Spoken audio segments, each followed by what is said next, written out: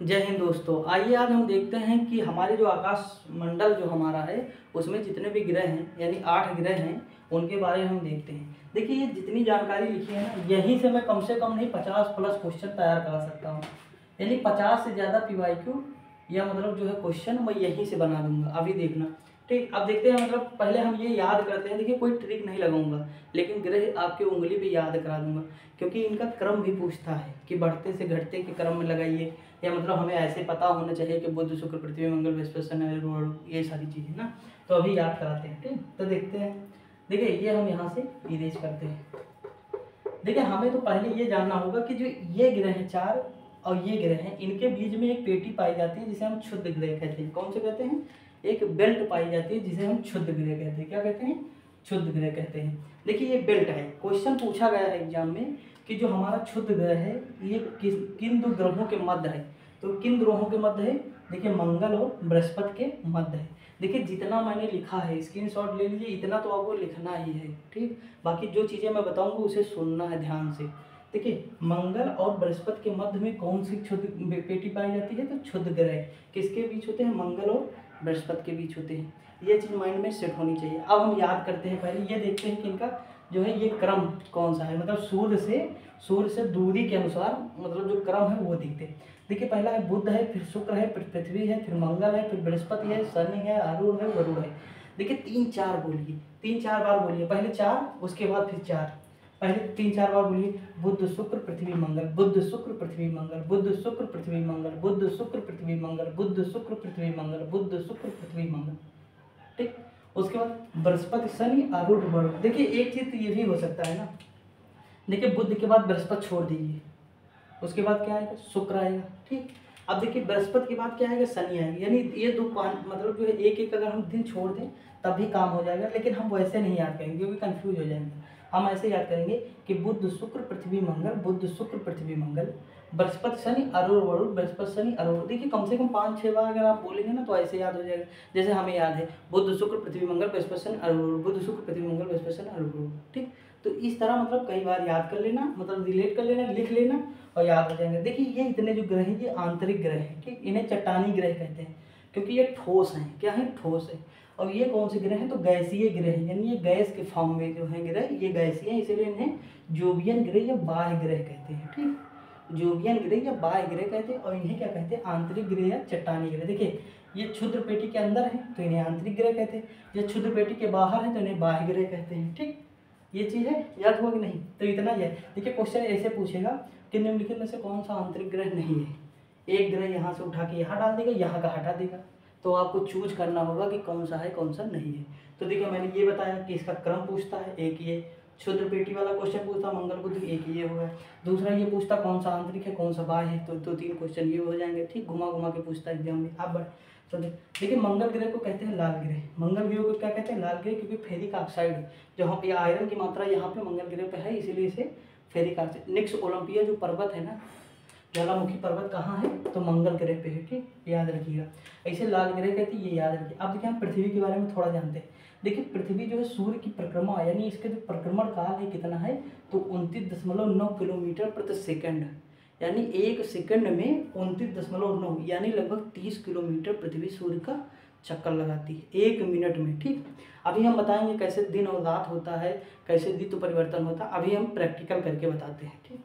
अब देखिए परिभ्रमण और परिक्रमण में आप कंफ्यूज होते हैं अगर, तो अभी आपका कंफ्यूजन दूर हो जाएगा ठीक। 1 मिनट रुक के देखिए यहाँ पहले देखिए पृथ्वी का देखिए जो घनत्व है ना, एवरेज घनत्व यानी औसत घनत्व है वो कितना है? 5.5 है। कितना है? 5.5 है ठीक।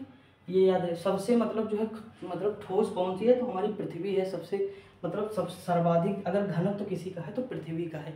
देखिए घनत्व का मतलब होता है कि कोई चीज़ पानी के सापेक्ष हम लेते हैं घनत्व, यानी पानी में तैरेगी कि नहीं। मैंने आपको बताया था घनत्व किसमें? बायोलॉजी या मतलब फिजिक्स वाले में, जब मैं पीआईक्यू करा रहा था उसमें मैंने बताया था। जैसे मान लीजिए कि मतलब दूध के ऊपर मक्खन तैर रहा है, तो कहने का मतलब क्या है? मक्खन का घनत्व कम है और दूध का घनत्व अधिक है। यानी जो चीज़ तैरेगी वो ऊपर रहेगी, जो चीज़ डूबेगी वो नीचे रहेगी।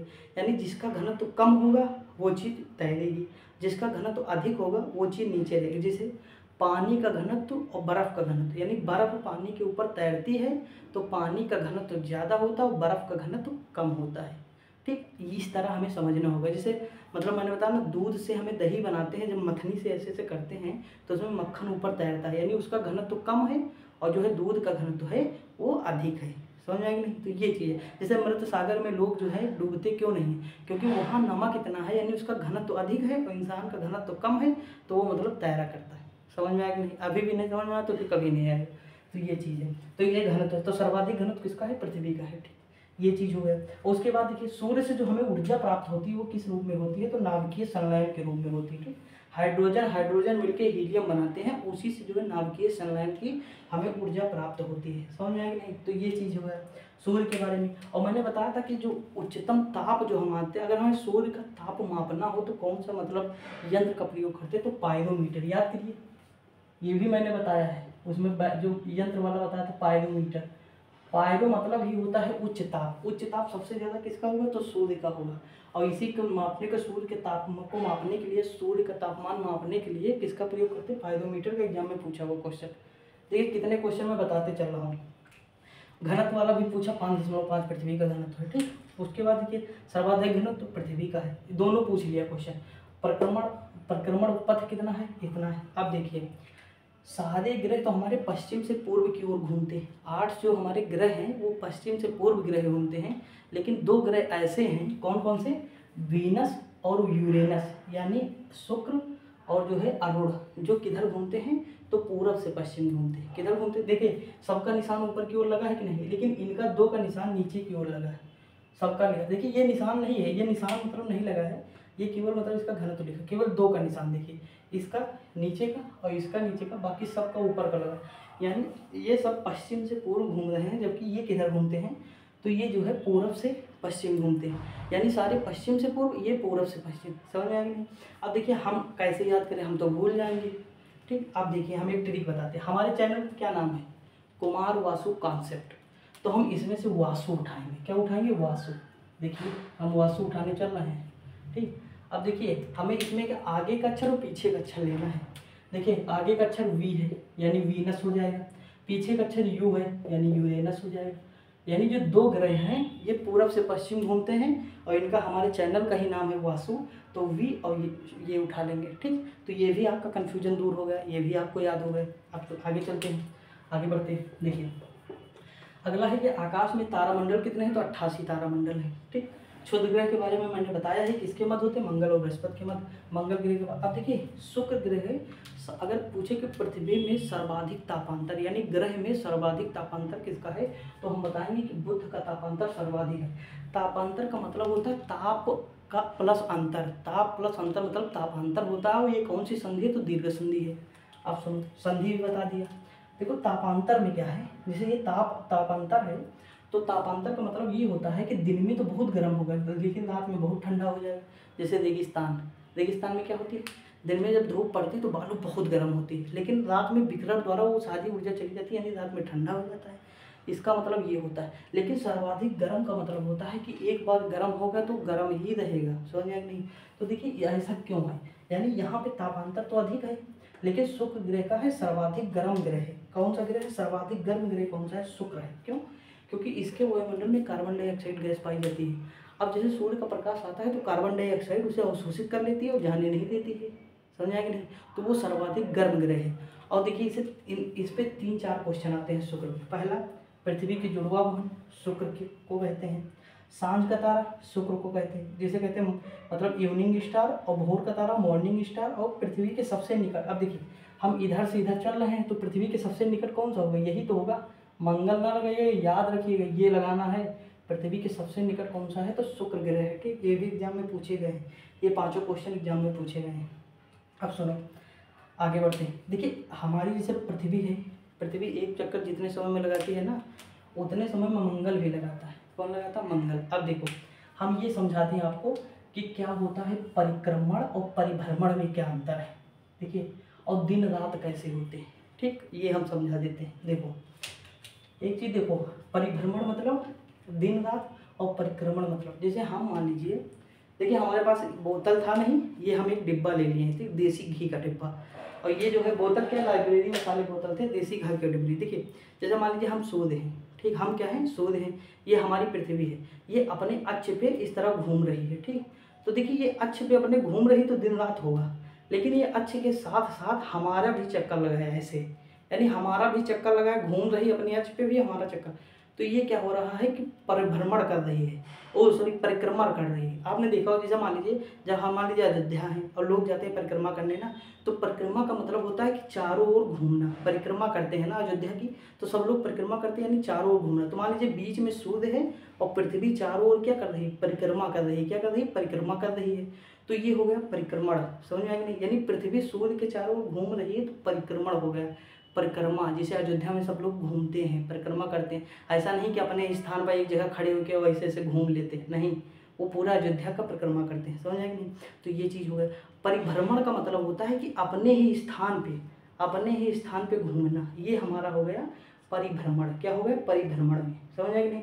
तो ये चीज़ होती है। और जो परिभ्रमण लोग करते हैं, जैसे मान लीजिए पृथ्वी है परिभ्रमण कर रही है तो दिन रात होगा, और अगर परिक्रमा करती है यानी परिक्रमण करती है, चारों ओर घूमती है, तो क्या होता है, ऋतु परिवर्तन होता है। जैसे सर्दी गर्मी ये सारे कैसे होते हैं, परिक्रमण की वजह से होते हैं, ठीक। परिभ्रमण की वजह से दिन रात होते हैं, परिक्रमण की वजह। देखिए अगर आप कंफ्यूज हो तो अयोध्या का एग्जांपल लीजिएगा कि अयोध्या में परिक्रमा होती है, और परिक्रमा कभी अपनी जगह पे नहीं होती है, वो भगवान के चारों ओर होती है, समझ में। इस तरह रिलेट कर लीजिए। अब देखिए हम दिन रात बताते कैसे होता है। देखिए ये इधर लिखा है देसी घी, हिंदी में लिखा है, इधर है देसी घी इंग्लिश में, मतलब इस साइड इंग्लिश में है जिधर हम हैं, और इस साइड जिधर आप हैं इधर क्या है, देसी घी हिंदी में लिखा है, ठीक। अब देखिए मान लीजिए ये भारत है, सामने क्या है, भारत है, आपके सामने भारत है और हमारे सामने क्या है, अमेरिका है, ठीक। जिधर इंग्लिश है इधर अमेरिका है, जिधर हिंदी है ये भारत है।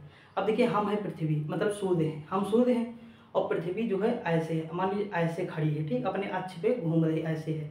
तो अब बताइए इस समय अगर हमारा प्रकाश अमेरिका पे पड़ रहा है तो अमेरिका में तो दिन होगा, लेकिन भारत में नहीं पड़ रहा है ना हमारा प्रकाश।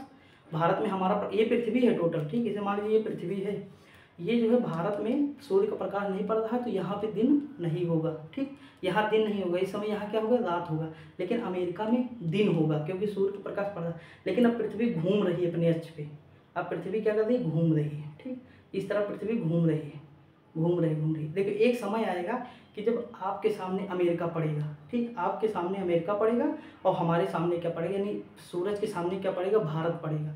तो जैसे देखिए इधर अमेरिका है इधर भारत, अब भारत में क्या होगा, दिन होगा, अमेरिका में रात होगी, यानी पृथ्वी अपनी जगह पे घूमेगी तो दिन रात होगा, और पृथ्वी जब सूर्य का ऐसे चक्कर लगाएगी तो क्या होगा, परिक्रमण करेगी तो ऋतु परिवर्तन होगा, और ये दोनों साथ साथ चलता है, ठीक। ऐसा नहीं कि जब अपने जगह घूमेगी तो सूर्य का चक्कर नहीं लगाएगी, सूर्य का चक्कर लगाएगी अपने जगह, दोनों जगह साथ में घूमेगी, ये चीज़ याद रखिएगा, ठीक। आगे बढ़ते हैं।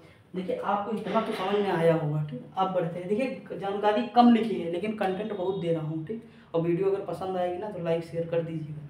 देखो यहाँ पे है बृहस्पति ग्रह के बारे में समझते हैं। सबसे ज़्यादा उपग्रह किसके हैं, बृहस्पति के हैं। देखिए बृहस्पति और शनि में टक्कर हुआ करती, कभी इसके ज़्यादा कभी इसके, एग्जामिनर नहीं पूछता है, और पूछता है तो ऑप्शन नहीं देता, ठीक।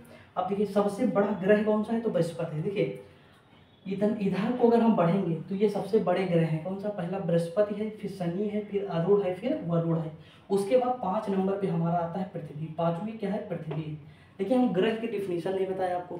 ग्रह वे प्रकाशहीन पिंड होते हैं जिनका खुद का प्रकाश नहीं होता लेकिन सूर्य के प्रकाश से चमकते हैं, सूर्य के प्रकाश से चमकते हैं, समझ में आया कि नहीं। तो ये चीज़ है। अब देखिए ग्रह के बारे में मैंने ये बता दिया, परिक्रमण, परिभ्रमण, सर्वाधिक बोध, ये देखिए सारी चीज़ें मैंने इतने छोटे से मतलब बोर्ड में सारी चीज़ें समाहित कर दी, और आपको शायद समझ में आ भी गया होगा सारी चीज़ें। तो दोस्तों आज के लिए इतना ही है, और बाकी मिलते हैं किसी अगली वीडियो में, तब तक के लिए जय हिंद।